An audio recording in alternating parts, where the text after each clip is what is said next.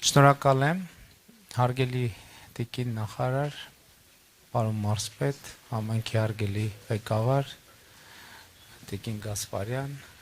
տիկին տնօրեն, հարգելի ներկաներ, նախ ուրախ եմ եւ ողջունում եմ եւ շնորհակալ եմ հրավերի համար։ Ճիշտն ասած, էլեկտրոնային փոստով այդ նամակը որ ստացա, շատ զարմացա, որովհետեւ նամակն այն մասին էր, որ գրադարանում առաջարկվում է քննարկել իմ գիրքը երկրի հակառակ կողմը եւ իհարկե դա չէր ամենահետաքրքիր եւ գրավիչը, այլ այն որ առաջարկվում էր գիրքը քննարկել մարդկանց շրջանում, ովքեր կարդացել են այն եւ ճիշտն ասած այդ առաջարկը շատ գայթակղիչ էր։ Ընդհանրապես կարծում եմ վերջին շրջանում էլ թերևս կապված էր նաեւ ուղիղ կամ անուղղակի Աննայի նախաձեռնության հետ գիրք կարդալը այդպես քաջալերելու։ Ես ընդհանրապես գիտեք, այտենց բան կա, անկալում կա, որ գիրք կարդալը սոցիալական ցանցերի, ինտերնետի դարում ինքը անկում կապրի, բայց գիտեք, կարծում եմ, որ ընդհակառակը, ես կարծում եմ, որ մենք բոլորս որոշակի կախվածության աստիճան ենք զգում սոցիալական ցանցերից եւ մի X պահի գալիս է զարգանում է ցանկությունը այդ կախվածություն, կապվածություն հաղթահարել դա, որովհետեւ մենք զգում ենք, որ մեր իրական կյանքից շատ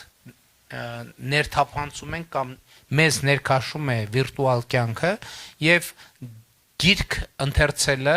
գիրքը գրքի հետ առնչվելը թերևս այն ձևերից մեկն է, որը մեզ օգնում է, գիտեք ինչ, մի հատ sense բան էլ կա, խնդիր էլ կա եւ իմիջիալոց իմ կարծիքով նաեւ կապված հերոստատեսության բովանդակության որակի հետ այդ զգացողությունները հատկապես ոչ աշխատանքային օրերում մեկ-մեկ լնում է, որ օրը անցնում է, մեկ էլ զգում ես, որ ինչ-որ հերոստատուսի ալիք է իր փոխում ամբողջ օրը, սոցիալական ցանցերին տենց բան անում, ես ասում եմ թզբեխ է, դա նոր թզբեխն է, էլի, եւ վերջում ասում ես, այս ինչի վրա անցկացրի օրս, ինչ-որ դատարկության զգացողություն է երբեմն լինում, եւ գիրք կարդալը այն ձևերից մեկն է, որ այդ դատարկության զգացողությունը կարող է լցնի։ Նախ ես ուզում եմ հավատալ, որ իսկապես այստեղ ներկաները կարդացել են գիրքը եւ հետեւաբար ես այստեղ եմ այս գիրքը քննարկելու եւ իր մասին խոսելու համար եւ ընդհանրապես ցանկացած գիրք եւ ցանկացած ստեղծագործություն կարծում եմ շատ կարեւոր է ամբողջական ընկալելու համար իր համատեքստը եւ իր պատմությունը եւ իր նախապատմությունը իմանալ։ Ես այս գիրքը իհարկե հրապարակվել է 2018 թվականի հեղափոխությունից հետո, բայց բովանդակությունը հրապարակվել է 2008 թվականին հայկական ժամանակ թերթում եւ ես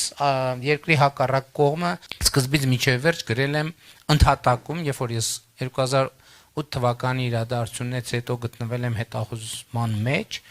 եւ գրել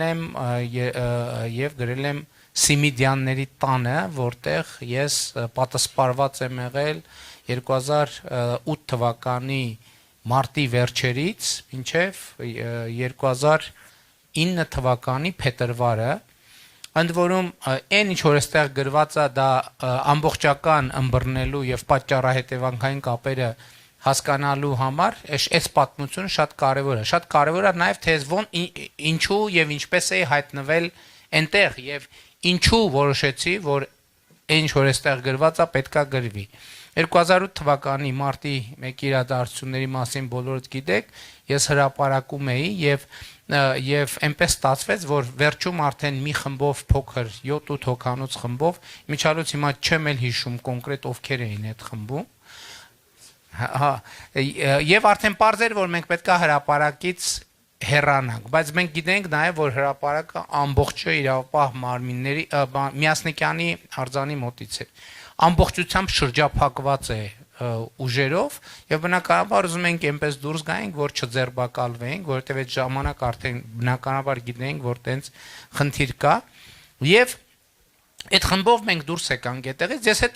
հետո ես ընդհանրապես երբ որ ուզում եի հասկանալ, լավ ո՞նց եղավ, որ ես կարեցա մենք կարողացանք դուրս գալ եւ ես մասնավորապես, որտեւ ես ինչքան հասկանում եմ, չեմ էլ ճշտ է հետագայում ճիշտն ասած մասնավորապես այդ մեր խմբից մենակ ես եմ կամ ենթադրում եմ մենակ ես եմ, որ այդտեղ այդ տարածքում չեմ ձերբակալվել։ Ես հետո հասկացա, որ երկու հանգամանք կա, որ շատ էական ազդեցություն է ունեցել։ Առաջինը, երբ որ 90-ականների սկզբին ես որպես լրագրող աշխատում էի, մասնավորապես լրագիր թերթում, դպրություն թերթում, Հայաստան թերթի թղթակցում էի, հետո մոլորակ թերթում, խմբագրությունները տարբեր տեղեր էին, Անի հյուրանոցում էր, Մամուլի տանը, Դոսաֆի շենքում, Արշակունյաց պողոտայի վրա, հետո ուրիշ տեղեր էլ կար։ Այն ժամանակ ես խոսում եմ 93-ից 97 թվականների մասին, Երևանում այն ժամանակ էլ տրանսպորտի խնդիր կար եւ բացի տրանսպորտից էլ նաեւ նեն չէր որ շատ ռեգուլյար էին աշխատավարձ վճարում եւ ես իմ լրագրողական գործունեության ընթացքում ես շատ բան էի անում, զբաղեցնում եմ ոտով էի քայլում, այսինքն ոտքով քայլելը շատ բան էր, շատ ընդունված էր, ոնց միան ինձ համար։ Այսինքն ես նախընտրում էի կամ ոչ միայն նախընտրում էի, տենց ավելի հարմար էր, որովհետեւ եթե տրանսպորտով փորձեի տամ ինչը, օրվա կեսը կգնար եւ ես իմ աշխատանքը արած չէի լինի, եւ այդ շատ քայլելը անընդհատ կենտրոնով եւ կենտրոնում եւ կենտրոնի միջով Բնականաբար քայլում ես ուզում ես հնարավորինս կարճ ճանապարհները գտնես, իսկ կարճ ճանապարհը միշտ չի որ այն հայտնի ճանապարհներն է։ Սովորաբար անհայտ կածանները, շենքերի արանքով եւ այլն այդ ավելի արդյունավետ է եւ առաջինը այդ լրագրողական իմ գործունեության ընթացքում եւ երկրորդն էլ արդեն քաղաքական գործունեության ընթացքում երթեր անել, կազմակերպել եւ երթով Երևանի կենտրոնում քայլել շատ օգնեց, որպեսզի ես մոտավոր պատկերացում կազմեմ, թե այն պայմաններում, երբ որ շրջափակված է տարածքը, որտեղից կարելի է մտնել, ոնց կարելի է դուրս գալ, ուր կարելի է գնալ եւ այլն, եւ արդյունքում ընդհանրապես, բայց մեկը դրանից զատել, ես հայտնվեցի մի տարածքում, ընդհանրապես այս շատ հետաքրքիր պատմություն է, թե ոնց, որովհետեւ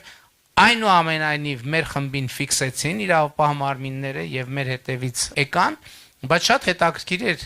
հիմա այդ տարածքում ամբողջը քանդածա շինարարություն է գնում, բայց ես այդ տունը հետո նկարել եմ, ես վերջերս արխիվում տեսա այդ տունը, որի ճարտարապետությունը բաներ, MPC-ներ, իհարկե զուտ ինտուիտիվ, գիտեք որտե Ֆիրդուսի թաղամասն է, որտեղ հիմա այդ տունը չկա, ես վերջերս ստուգել եմ, չկա այդ տունը, որովհետև շենք է կառուցվում այդ տեղում։ Ինքը ասենց մի հատ փողոց, հետո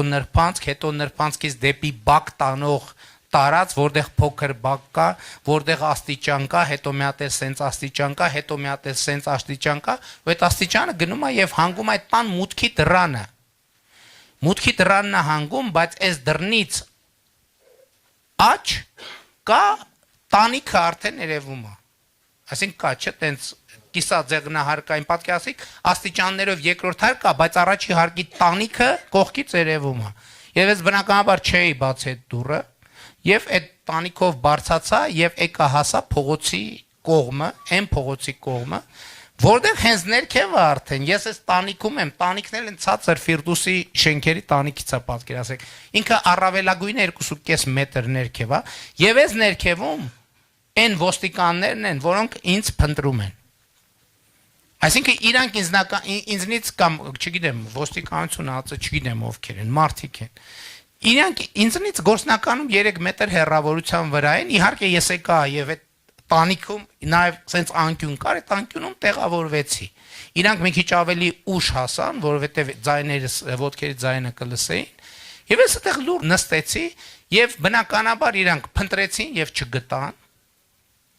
Եվ թողեցին հեռացան, բայց մի հատ շուն կա, որ ինձ շատ օգնել այդ ժամանակ։ Ես տենց է շատ ուզում էի շանը տեսնեմ հետո ինչ որ ձևով, բայց չստացվեց։ Որտեվ օպերա աշխատողներն են, դե օպերա աշխատողներ են։ Իրանք երբ որ ինձ չգտան, բայց իրանք հաստատ գիտեն, որ ես այդ տարածքում եմ։ Իրանք հաստատ գիտեն, որ ես այդ տարածքում պատահաբար եմ հայտնվել։ Իրանք հաստատ գիտեն, որ ես թաքնված եմ իրանցից։ Իրանք գիտեն, որ երբ որ ես մտածեմ, որ իրանք տարածքում չեն, ես դուրս կգամ, եւ երբ որ դուրս կգամ, իրանք ինձ արդեն կհայտնաբերեն եւ կձերբակալեն։ Եվ այդ շունը ինչ կապ ունի այս պատմության հետ։ Որովհետեւ ինչ որ մի ժամանակ լռություն էր, եւ երբ որ այդ մեր հարգելի օպերա աշխատողներից ինչ որ մեկը ինչ որտեղ շարժվում էր, շունը հաչում էր։ Ես այդ շան ձայնն եմ շատ հիշում, ենթադրում եմ, որ այդ ձայնից համենայն դեպս տենց ես պատկերացնում եմ, որ տենց լավ տենց խոշոր գամփր շուներ, որտեղ շատ թավ ձայն ուներ, ես իրեն չեմ տեսել։ Եվ այդ հետաքրքիր է, սենց սպասում էի, լռությունա, կատարյալ լռությունա, որ and սովորական պայմաններում ուղղակի պետքա դուրս գայի, ասում եք, չէ, էլի պետքա սպասել, եւ ինչ որ մի ժամանակ հետո շունը հաչում էր, հասկանում էի, որ դեր տարածքում մարդ կա։ Եվ երբ որ եկավ այն պահը, երբ որ շունը սկսեց արդեն ֆունդամենտալ չհաչալ, ես հասկացա, որ մեր հարգելի օպերա աշխատողներն էլ հոգնել են կամ մտածել են, ես ստեղից դուրս եմ եկել եւ գնացել եմ։ Եվ հաջորդ հարցը, ինչ անեմ ես, ինչ անեմ, եւ ուզում եմ հասկանալ այդ կետից ես ուր կարամ գնամ, որպեսզի տեղաշարժս մեծ չլինի։ Եվ այդ տունը, այդ տանիքը շուրջս նայելով ես տեսա, որ ֆիքսեցի, գուցե միջև էլ էի ֆիքսել, որ մոտակա շենքում տեսա Աշոտ Բլեյանի բնակարանն է, տունն է, այդտեղ որտեղ ես եղել եմ բազմիցս, եւ մտածեցի, իհարկե որոշում եմ ինչ անեմ, գնամ տարբեր, բայց հասկացա, որ եթե տարածքից դուրս գամ, հնարավոր չի կհետնաբերվեմ։ Գնացի դուրը ծեծեցի, շատ, հա, այնտեղ ուրիշ բան էլ կար, այն ժամանակ այդ միանգամից այդ բաները կար, չէ, ինքնաշխատ լույսերը, որ սկսել էին դնել, ես այդ ժամանակ տեն շատ բան էլ չէի, շատ չգիտեի էլ, որ տենց լույսեր կա, դա 2008 թիվը առավոտից իրիկու խմբագրությունում նստած կյանքի նորություններին տեն շատ, չանց մարդկանց նորություններ ենք հայտնում, բայց կյանքի ոչ բոլոր նորություններին, եւ ես երբ որ մտա դուրը բացեցի մտա այդ շքամուտք, լույսը վառվեց, ու ես հիշում եմ այն բանը, իմ եմ միտքը, այսինքն ես հասկանում եմ, որ ես մտա լույսը վառեցին, հիմա ինձ հիշում եմ այն միտքը, ասում եմ, ես ինչ ինտելեկտ է աշխատել էլի սրա վրա, որ այսքան հաշվարկել է, որ պետք է ինձ ստեղ սպասել։ Եվ երբ որ մտել եմ այդ լույսը վառվել է, ես հիմա սպասում եմ, որ իրադարձություն պետք է լինի ու ոչ մի բան տեղի չի ունենում։ Ես չեմ հասկանում ինչա կատարվում, մեկ էլ լույսը անջատվում է։ Հասկանում եք, ես ասում եմ,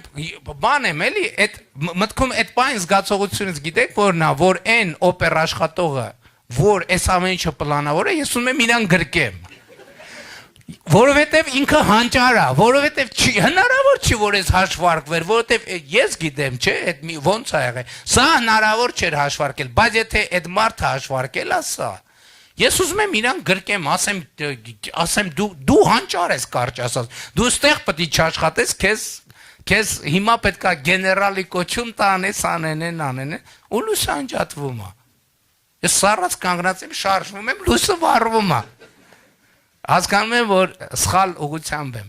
Վերջը բարձանում եմ, դուրը ծեծում եմ, ինձ ներս են հրավիրում, հյուրընկալում են, տեղ են տալիս, կերակրում են, Աշոտ Բլեյանը եւ Արմինե Օհանյանն էին այդ տանը ապրում այդ ժամանակ, իրանց ընտանիքով, եւ անընդհատ այդ զգացողությունը, որ ինձ հետապնդում են, ես էսա, ու բայց այդտեղ արդեն ես հասկանում եմ, որ հիմի հաջորդ օրը շատ հավանական է, որ տրամաբանորեն կարան վերլուծեն եւ տարածքում տեսնեն կապերը, որովհետեւ մեր կապը եւ մտերմությունը հայտնի էր, եւ այդ ժամանակ որոշում ենք կայացնում, որ տեղափոխվենք այլ տեղ, եւ տեղափոխվում ենք շամպայն գինիների գործարանի մոտ,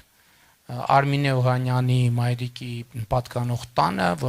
Վալենտինա Շահվերդյանը, որ հայկական ժամանակի հաշվապահն էր։ Եվ այդ ընթացքում նաև ինձ թվում է, թե ապահով արդեն մի քիչ նման է կոնսպիրացիային տեղը, եւ խնդրում եմ, որ բջջային հեռախոս բերեն, որպեսզի եւ հետո խնդրում եմ, որ ընտանիքի անդամներից մեկը երկրորդ բջջային հեռախոսը տանի իմ մորաքրոջ տան տեղը բացատրում եմ, ասում եմ կտանեք ու դուրը կծեծեք կտակ իրանց ու այսինքն կապ հաստատելու խնդիր կա։ Եվ դեռ այդ կապը մի անգամ զանգ ա լինում եւ ես քնում եմ այդտեղ, առավոտյան վեր եմ կենում, տենում եմ այդ հեռախոսին զանգ ա եկել լրիվ ուրիշ քաղաքային համարից։ Եվ էլի այդ զգացողությունը, որ հետապնդում են, այդտեղից տեղափոխվում ենք, այդտեղից տեղափոխվում ենք 15-րդ թաղամասում գտնվող մի տուն, որը պատկանում է իմ բարեկամ Նորարիր Այվազյանի եւ Գոհար Սանոյանի իրանց բարեկամներին կամ Գոհար Սանոյանի ծնողներին պատկանող, որտեղ մարդ չի ապրում, ընդհանրապես մարդ չի ապրում, այդ տունն էլ ուրիշ խնդրեմ ունի։ Ես տենց բան չէի տեսել։ Ուրեմն 4 կողմից հարևանները ինչ խոսում են, ինչ մարդ չի ապրում։ Լսվում է, ես շշմել եմ, տենց բան չէի տեսել։ Հա, բանել այն 15 բանի 15-րդ թաղամասի շենքերը։ Ես տենց բան ու ես հասկանում եմ, որ եթե հիմա ես մի հատ ավել շարժում անեմ, որտեվ ասում են գիտեն որ ստե մարդ չի ապրում եւ այլն, ես միանգամից բան կլնեմ, իհարկե իրանք ժամանակ առ ժամանակ այդտեղ մի օր թե 2 օր բան մնացի, էլ է զգացողությունը, որ ապահով չի կբացահայտվեմ եւ այլն, էլի իրանք եկան ասի, որ եկեք մի բան մտածենք, տեղափոխվենք, որտեվ ես չեմ կարող այստեղ ընդհանրապես շարժվեմ, որտեվ շարժը ես իրանք լսում եմ, իրանք հեռուստացով լուրեր են միացրած լսում են, ես լուրերը ամբողջությամբ լսում եմ։ Այսինքն վիճակա, այնտեղից տեղափոխվեցինք ուրիշ տեղ, կարծեմ Վարդան Ջալոյանը մի Վարչով տուն ուներ, արվեստաբան, այնտեղ տեղափոխվեցինք։ Այս պատմությունը ընդհանրապես հետաքրքիր է, դե կոնսպիրատիվ իրավիճակ է, քնած առավոտյան արթնանում եմ, զգում եմ, որ կողքը մոտակայքում մի հատ ուրիշ մարդ կա քնած։ Խոճապ եմ մատնում, դե Վարդանն ասում եմ, ես ինչ է, մի սենյականից բնական էր, ճիշտ է։ Ասում եմ միան հանգստացի, եղբայրս է եւ այլն, բայց ասում եմ սա բան, պետք է ոչ մեկ չի իմանար։ Այդտեղից տեղափոխվում ենք Սադիկյանց Ռուդիկյանց տուն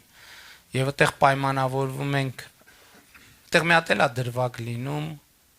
որ իր տղան պետքա ինձ գար դիմավորեր ինչ որ մի բակում, ես իրան պետք է հարց տայի, չգիտեմ ծխախոտի մասին, թե հա տենց ինչ որ մի բան, բայց լրիվ իբր պայմանավորվել ենք, որ պարոլ, հետո պատասխան բան, բայց ես ուրիշ բան հարցրի, ինքը ուրիշ բան պատասխանեց եւ ուրիշ բան ստացվեց։ Եվ մի դրվագ կա, որ ես գրքում նկարագրել եմ, եւ կարծեմ այդ նույն երեկո տանտերը Ռուդիկը պատուհանից նայում է եւ տեսնում է, որ 2 մեքենա, ակնհայտ օպերատիվ մեքենա, եկավ կանգնեց եւ 7-8 հոգի մտան շքամուտք։ Այդ դրվագը ստեղ նկարագրված է եւ Ռուդիկ գալիս է ասում է, «Սենց վիճակա», դե ասում եմ, «Դե վիճակա, հիմա ինչ անենք, բան չէ» եւ այլն։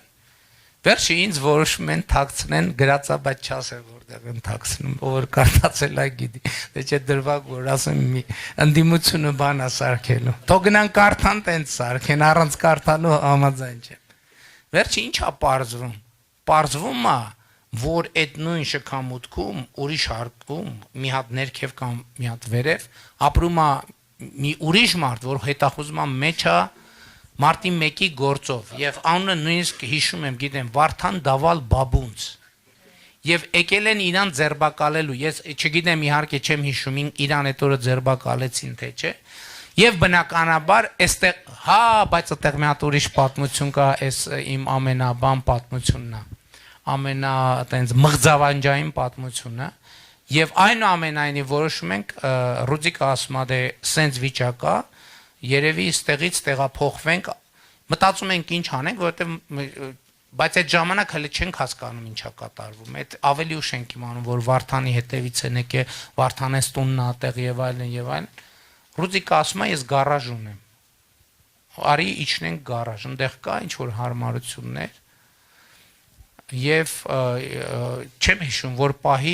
իջնում ենք այնտեղ, որ այսինքն քանի անգամ գնում գալիս են տեսնում են ոչ մի մարդ չկա եւ այլն։ Այդ մի բան էր, խայտարակ գիշեր էր ինձ համար, որովհետեւ գիտենք հաջորդ օրը պետք է ահավոր բետոնի գարաժ էր ու ահավոր ցուրտ, խայտարակ ցուրտ։ Ես մտածում եմ, որ չեմ լուսացնի այդ օրը,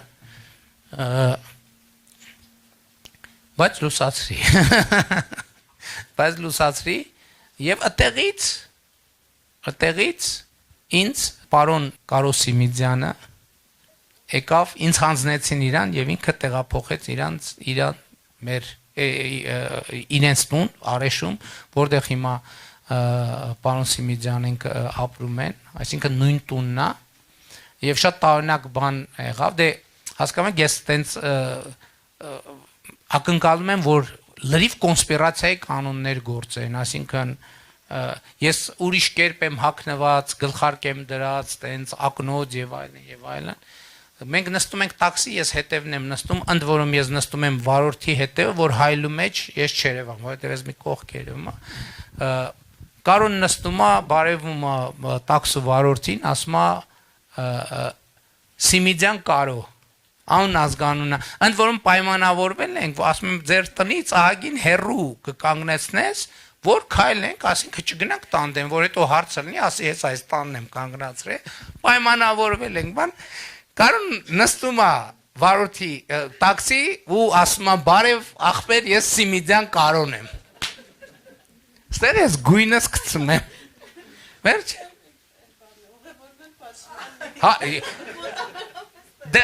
Համարյա պետք է ասել, այդտեղ ոնց որ ռուչնոյը քաշեց, կանգնեց, այդ այնց վիճակ է։ Ընդ որում այդ արդեն 10 քանի օրը այդ տաքսու միջով պետք է գային բանից հարավ-արևմտյան թաղամասից, որովհետև Ջալոյանի տունն էլ, Ռուդիկենս տունն էլ հարավ-արևմտյան թաղամասում էր, պետք է գային կարեժ եւ մեր տան տակով անցանք հայրեն իմ այդ նոստալգիան, որ հիմա ես անցնում եմ ու լույսը վառ էր ու չեմ կարա մեր տուն գնամ, այդ շատ ծանր զգացողություն էր, վերջը եկանք իհարկե մի քիչ հեռու կանգնեցրինք տաքսին, բայց արդեն իմաստ չուներ էլ հեռու կանգնացնել թե մոտիկ եւ դարպասի մոտ Հակոբին ինչ որ ձևով լուր էր տվել էլի բայց ոչ կոնկրետ Հակոբը անհանգստացած դուրս էր եկել եւ դարպասի մոտ սպասում էր այդ ժամանակ ընդհատակյա կյանքը կանոնավորվեց որովհետեւ արդեն հնարավորություն ունեի մամուլ եւ այլն ունենալ եւ էլի այդ զգացողությունը կար որ մեկը շատ հավանական է որ ինձ կհայտնաբերեն բայց ես չէի ուզում հայտնաբերվեմ ինչի համար որովհետեւ ես մտածում եի որ քաղաքական process-ներ են ես պետքա տեղում լինեմ ընդ որում ես Երևանում էի մնալ եթե ուշադրություն դարձենք ինչի Երևանում մնում որ հնարավոր հարավակի վայրին հնարավորինս մոտիկ լինեմ որ երբ որ անհրաժեշտ լինի որ ես հասնեմ ազատության հրապարակ ես հասնեմ ազատության հրապարակ որովհետև մարզից ճանապարհը երկար է եւ Երևանում ավելի հեշտ է եւ X պահից Տենց գաղափար առաջացա, բայց ինչ անենք լավ, որ սենց նստենք ուղակի տենց կոնսերվատիվ հաստատ կհայտնաբերեն։ Եվ այդտեղ գաղափար առաջացավ, կարծեմ Հակոբը մի օր եկավ ասեց, որ դե ինքը գնում էր հրապարակում պտտվում էր, ասեց տենց լուրեր կան, որ չգիտեմ Դուբայում եք, թե Ֆրանսիայի դեսպանատանն եք, թե Ամերիկայի դեսպանատանն եք եւ այլն։ Այդտեղ ինձ ոնց որ գաղափար առաջացավ, էլի, ասեցի, որպեսզի բան չլինի, պետքա շեղել։ Եվ այդտեղից առաջացավ գաղափար, որ հոդված գրեմ, բայց ասում եմ ինչ հոդված գրեմ, չեմ գրի հոդված, որ ես բանում եմ, Դուբայում եմ, նախ դա սուտ է։ Երկրորդն էլ չեմ կարա բան գրեմ, որը սուտ է։ Երկրորդն էլ, հա, օքեյ, ինչ, պետքա ինչ որ բան նկարագրել։ Եվ Չեմ հիշում ոնց առաջ եկավ այդ գաղափարը, ես հանկարծ արձանագրեցի, որ ես ժամանակ ունեմ գրել այն ինչ որ պետք է, նկատի ունեմ, որ ես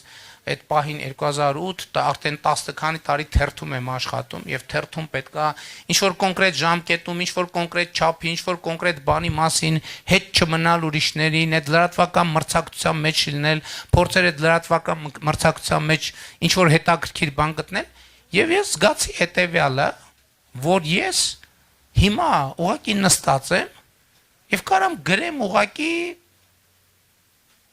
չնայած հոդվածներ էլ էի գրում այդ ժամանակ ամենօրյա կարամ գրեմ ուղղակի այն ինչ որ սորական պայմաններում չէի կարողանա գրեմ եւ այդտեղ ծագեց վեբ գրելու գաղափարը բայց ոնց գրեմ վեբ եւ ինչպես կապեմ էսի իրավիճակի մեջ Խնդիրը հետևյալն է, խնդիր 1 գրել, շեղել իրավապահ մարմինների ուշադրությունը։ Մինչ այլոց հետո պարզվեց, որ դա էֆեկտ տվել է, որովհետև երբ որ ես արդեն ընդհատակից դուրս եի եկել 2010 թվականին ես падգամավորի տեխնացու առաջադրվեցին, չգրանցեցին այն պատճառաբանությամբ, որ իս վերջին 5 տարում չեն բնակվել Հայաստանի Հանրապետությունում։ Եվ երբ որ մենք դատի տվեցինք, ներքին գործերի նախարարությունը մի հատ տեղեկանք տվեց, որ իրանց օպերատիվ տվյալներով ես ապօրինի ճանապարհով Հայաստանից դուրս եմ եկել եւ հետո վերադարձել եմ։ Ինչ որ նկարագրված է այստեղ։ Այսինքն դա իր էֆեկտը տվեց։ Երկրորդը, որ գրել մի հատ sense նրբություն էլ կա, որի մասին ուզում եմ կիսեմ ձեզ հետ։ Այդ ժամանակ իրավիճակը դուք պետքա լարվածությունը պատկերացնեք, ես վստահ չէի, ես կարողանամ կյանքի վերադառնալ, թե չէ։ Այսինքն ես չգիտեի ինչ հալնելու ինձ հետ այդ կետից, որովհետև շատ լարված էր իրավիճակը, շատ մեծ նեգատիվ կար, եւ այս վեպի գաղափարի մեջ կար մի հատ sense նրբություն։ Ես ոնց որ մտածում եի, որ կարող է այնց լինի, որ ես կյանքի չվերադառնամ, եւ մղում կար ինչ որ մի, այսպես ասած, բան ամփոփված հետք իմ հետևից թողել, ինչ որ առումով գուցե պատմել իմ մասին, իմ տեսածի, իմ ընկալածի, իմ զգացածի մասին, էս էլ եկավ միացավ։ Բայց ընդհանուր առմամբ քաղաքական կոնտեքստն էլ շատ էլի հետաքրքիր ստացվեց, որովհետև այս վեպի ամբողջ սյուժեն ինչ է իմաստը։ Ամբողջ իմաստն է նա, որ ես Միասնիկյանի արձանի մոտից գնում եմ Ազատության հրապարակ, բայց գնում եմ ըստ էության շուրջ երկրա ճանապարհորդություն կատարելով, այդտեղ մի ինձ համար սիրած կտոր կա, որ ասում է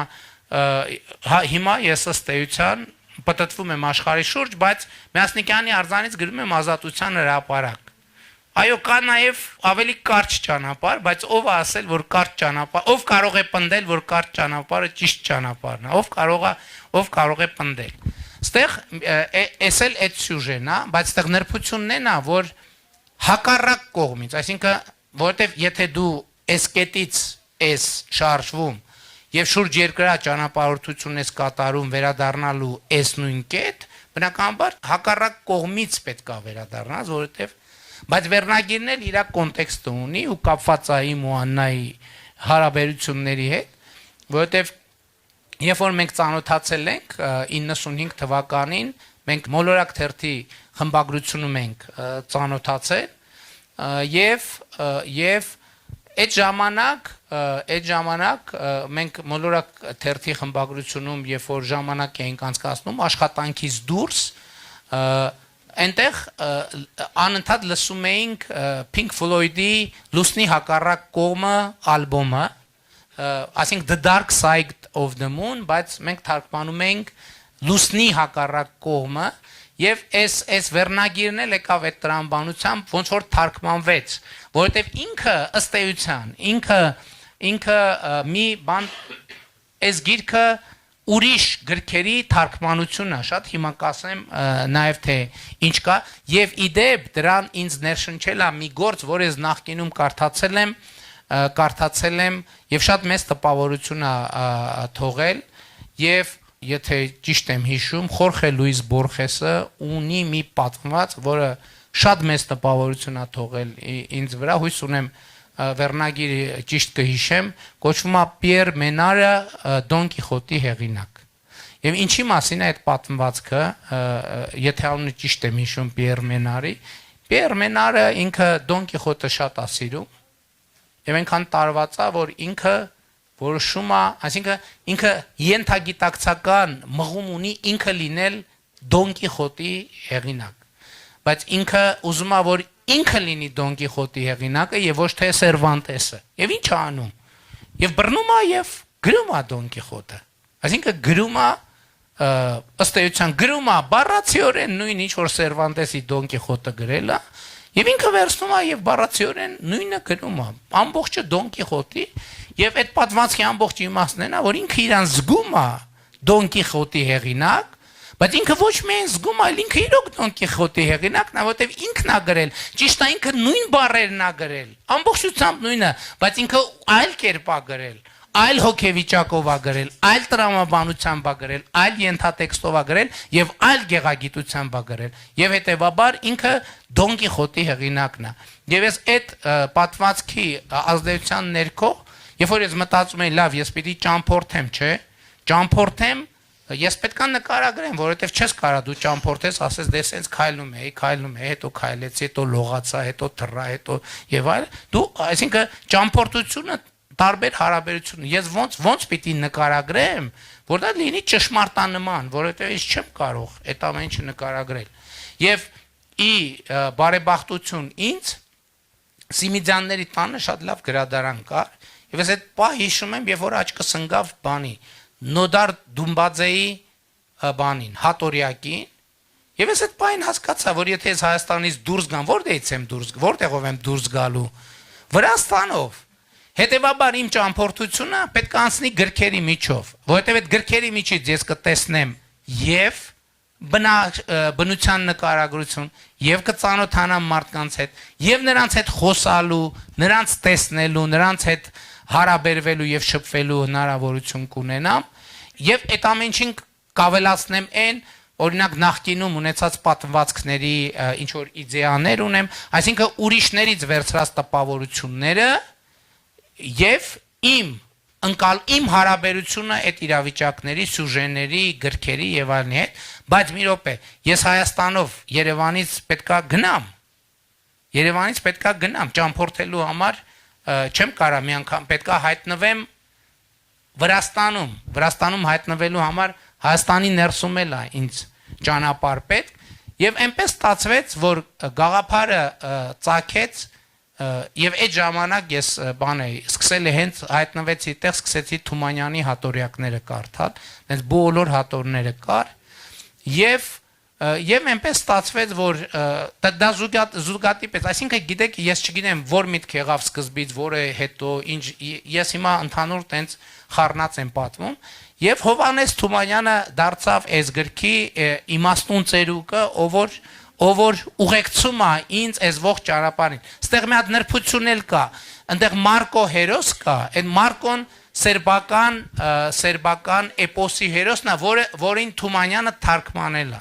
Այդ ժամանակներում իմիջայլոց Սերբիան շատ հրատապ էր, ինչի, որովհետև 19-րդ դարի վերջին, 20-րդ դարասկզբին Սերբիան մեր հանրային քաղաքական մտածողության վրա շատ մեծ ազդեցություն է ունեցել, ինչի, որովհետև իրանք անկախություն ստացան եւ մեր իրականության մեջ բան կար, որ Սերբիայի նկատմամբ այդ սևեռվածություն, իսկ ինչու մենք Օսմանյան կայսրության մեջ, եթե սերբերը կարողացան, ինչու մենք եւ սերբական թեման մեծ բաներ եւ այս տրամաբանության մեջ է, որ Թումանյանը սերբական էպոսին անդրադարձել է, որովհետեւ խնդիր է եղել, ինչն է։ Եվ իհարկե Թումանյանը այս ընթացքում այդպես լորվա ձորերով եւ այլն, հետո Նոդար Դումբաձեի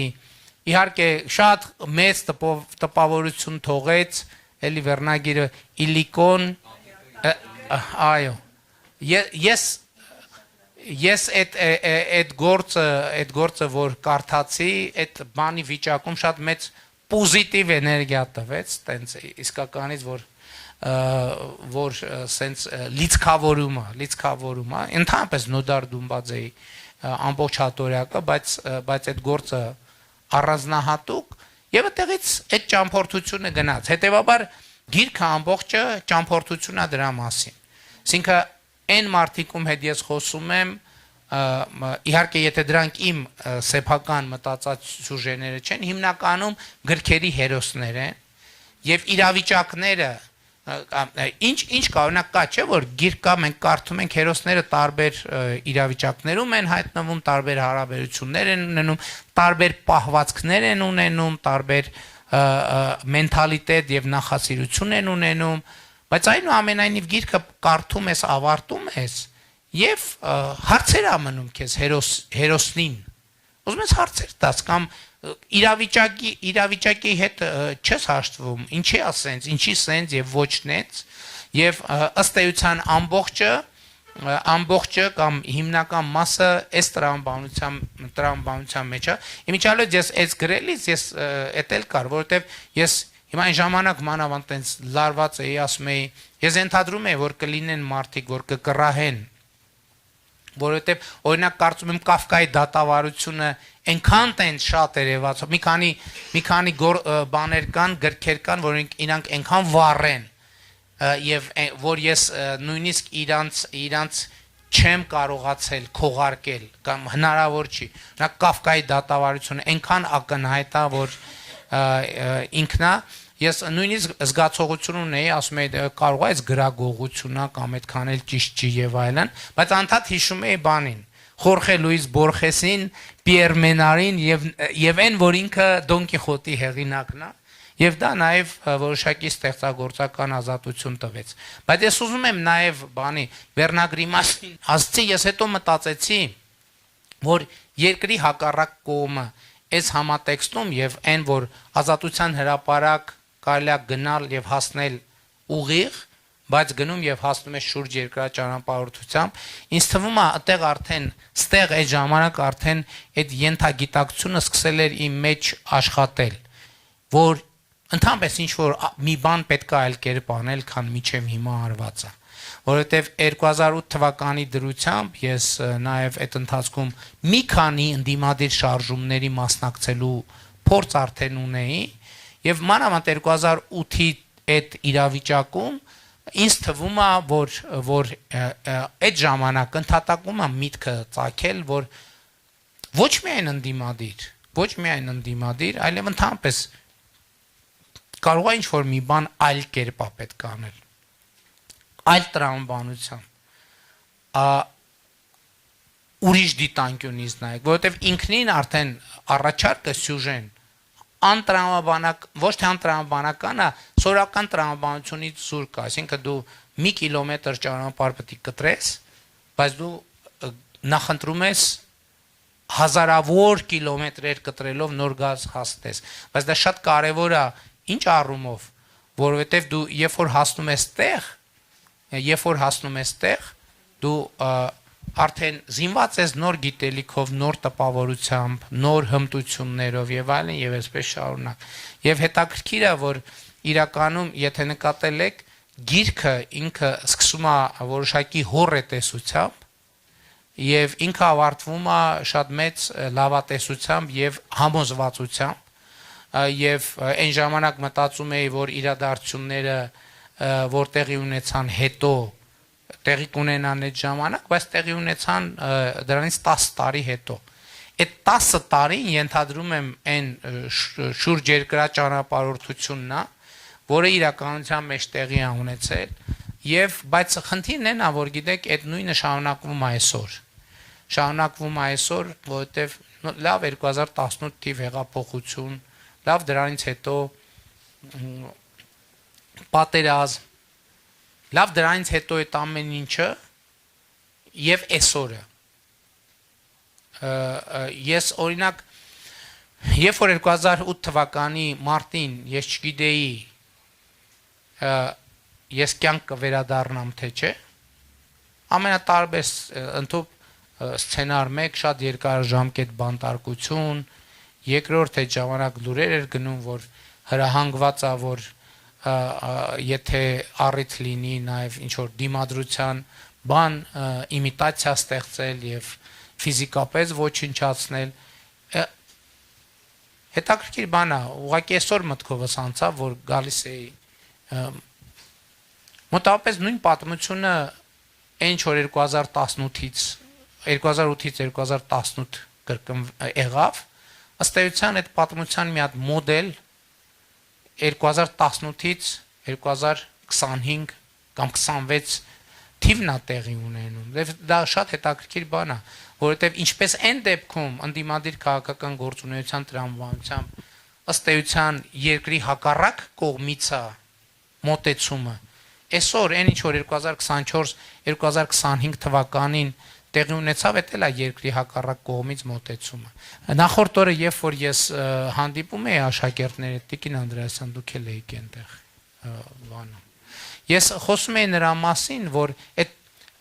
մեր պատմության ցիկլը փոխելու անհրաժեշտության մասին եւ ինչի մասին ես խոսել եմ 2018 թվականին։ Այն ժամանակ ոչ մեկ ինչի ասել, ինչի է ստենց ասում։ Ժամանակ բնորդ ուրիշ էր, օրինակ այն ժամանակ չէին։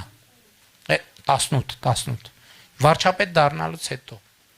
Երբ որ ես խոսում եմ մեր պատմության ցիկլը փոխելու անհրաժեշտության մասին, որտեղ ո՞րն է այդ ցիկլը, որ աշխարհակահաղական պայմաններում շատ դեպքերում մեզնից չկախված միջավայրում մենք ստանում ենք պետականություն, եւ հետո ինչ որ մի ժամանակ հետո էլի մեզնից չկախված հանգամանքներում մենք կորցնում ենք պետականությունը։ Եվ 18 թվին ես խնդիրը ձևակերպել եմ հետեւյալ կերպ, որ մենք մեր պատմության այս ցիկլից անիվից պետքա դուրս գանք։ Եվ մեր պատմության ցիկլը պետքա փոխենք, բայց նախորդ օրը տեղի ունեցած հանդիպման ժամանակ ես աշակերտներին ասացի,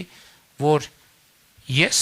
համոզված եմ, որ մենք փոխել ենք մեր պատմության ցիկլը, մենք այդ ցիկլից դուրս ենք եկել։ Ես նույնիսկ բանը գիտեմ, ամիսը կարող եմ ասել, ամսաթիվը կարող եմ ասել։ 2024 թվականի ապրիլ-մայիսին մենք այդ ցիկլից դուրս ենք եկել։ Ես նույնիսկ օրը գիտեմ, երբ ա եղել այդ օրը, որովհետև մենք չենք տեսել, չենք գուցե արձանագրել, բայց 2024 թվականի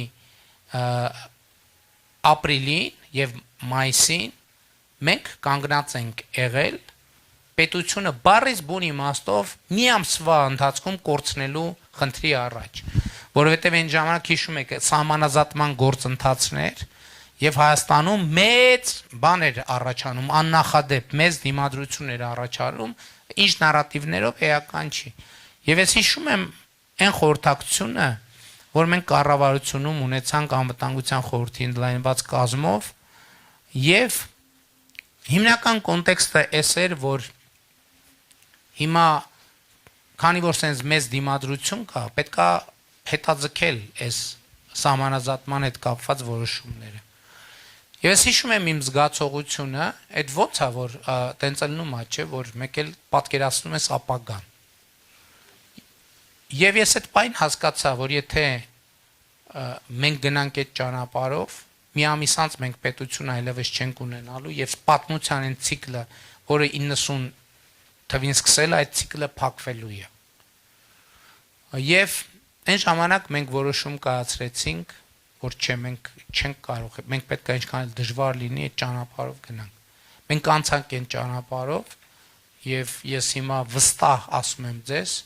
որ մենք 2018 թվին առաջադրած մեր խնդիրը կատարել ենք։ Մենք պետության կորցնելու ռիսկը այսօր 2026